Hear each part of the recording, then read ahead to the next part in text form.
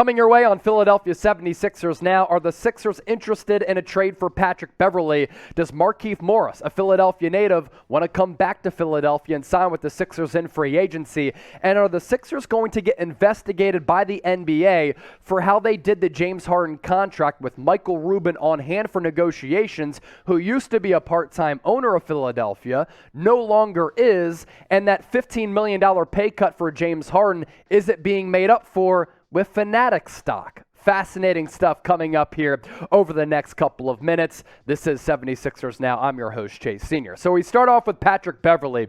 Is he going to be on the move again? Last several years, he's gotten moved quite frequently throughout his NBA career, and then he was involved in that Rudy Gobert trade between the Utah Jazz and the Minnesota Timberwolves. According to Bleacher Report and some other reports out there, multiple teams interested in Beverley if he's traded or bought out by Utah. So a couple of different avenues in which acquiring teams could look to pursue Patrick Beverley, on the trade market or on the buyout market in free agency. As for what Bleacher Report had to say about the dog, the former Timberwolves point guard has drawn interest from the Lakers and the Heat, sources told Bleacher Report. Philadelphia had been mentioned as a potential Beverley suitor with his past Houston experience and the Sixers' obvious deep Rockets connections, but it does seem unlikely that Beverley would now be Philly bound after they acquired DeAnthony Melton. Now, I don't think acquiring DeAnthony Melton takes Patrick Beverley out of the equation, because I think that he would fit really well on this Sixers roster. They need defense, they need toughness, they need a guy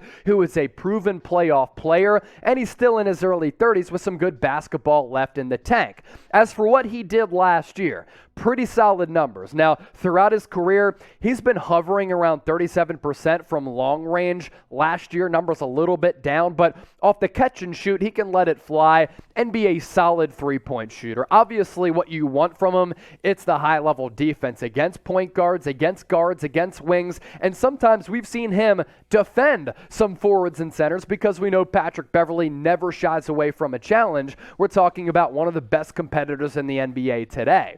As for his resume, it's been pretty impressive, and the journey has been pretty wild. Stops in Greece, Russia, EuroLeague MVP way back in the day. We talk about him being a consistent playoff performer and a peer. He's made the postseason on several teams, 9 of the last 10 years. Defensively, one of the best guards that we've seen in recent memory.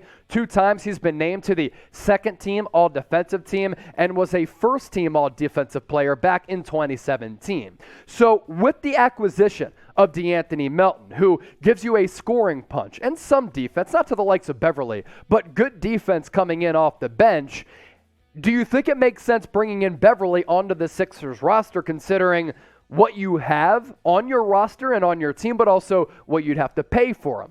W for works, N for nah. Let me know right now in the comment section. And if you want to explain it further detail, of course, feel free to do so. Could Markieff Morris, who hails from North Philadelphia, still works out in the area, with renowned local trainer Chuck Ellis be coming home and signing with Philly? So he tweeted that he wants to join the 76ers. It all started with Romp, who's a fellow Sixers YouTuber, took to the Twitter streets and said, Markieff Morris is still a free agent. Jokic really messed his money up because they were involved in that beef in which Morris hurt his back after there was a little bit of a physical altercation.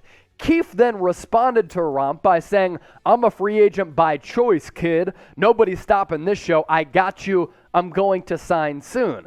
Then Keefe said, after Romp come to Philadelphia, Markieff said, I've been wanting to come to Philadelphia for a really long while now. And this is interesting on a couple of fronts.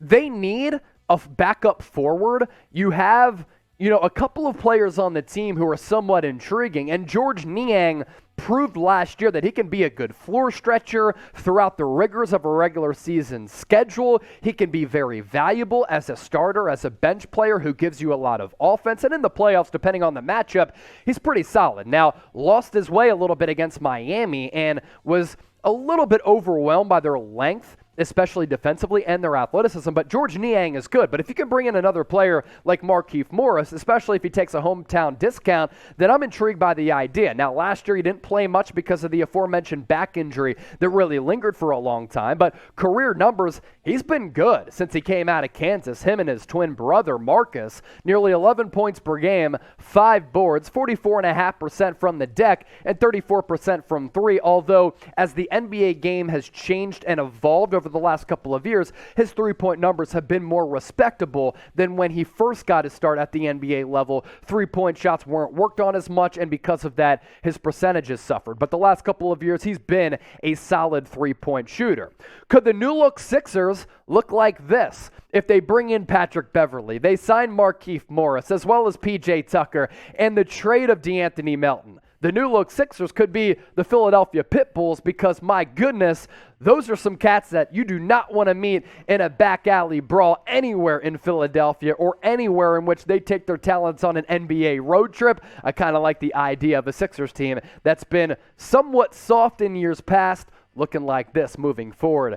Let's get a championship, Philly.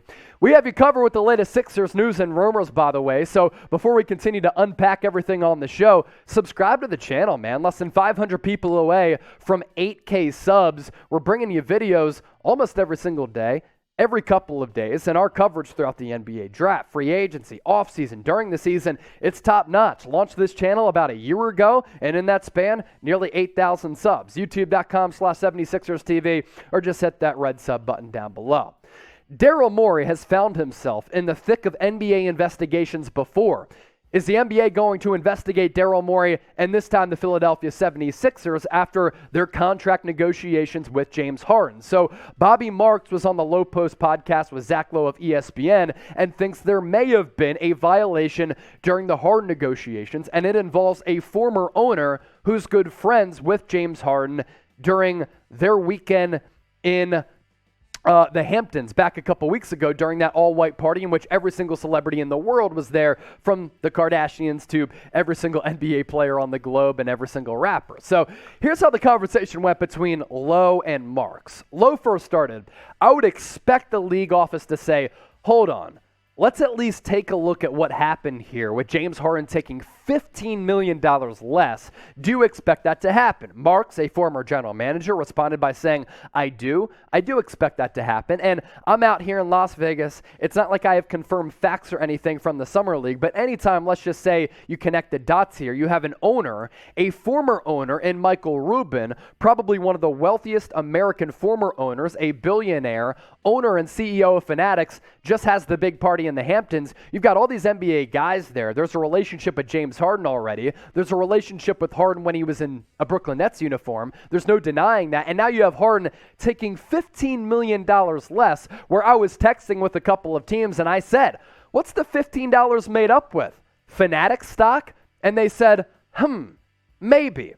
So because of that, you connect the dots here. There's a little bit of a paper trail. You want to put on your investigator detective hats, you can, but this is somewhat curious, and I'm actually interested to see what happens. Now, it's interesting that Rubin was there, and when there was that report from Chris Haynes in saying that Michael Rubin, who just sold his ownership stake because he felt as though there were conflictions between him owning the Sixers and then the Fanatics wanting to get into the sports card trading business and the sports betting business. That's why he's no longer a part-time owner or a part owner as part of this ownership group. But I thought it was interesting that he was there. Now, obviously, he has a relationship with Harden as well as Joel Embiid, Daryl Morey as well. But did they have a conversation where it's like, yo, take $50 million pay cut. We can acquire DeAnthony Melton. We can bring in P.J. Tucker, we can sign Daniel House as well. Maybe another free agency move is looming too. Let's bulk up this roster a little bit. Let's chase a championship because James, the Beard, you're one of the greatest players of all time. You don't currently have one.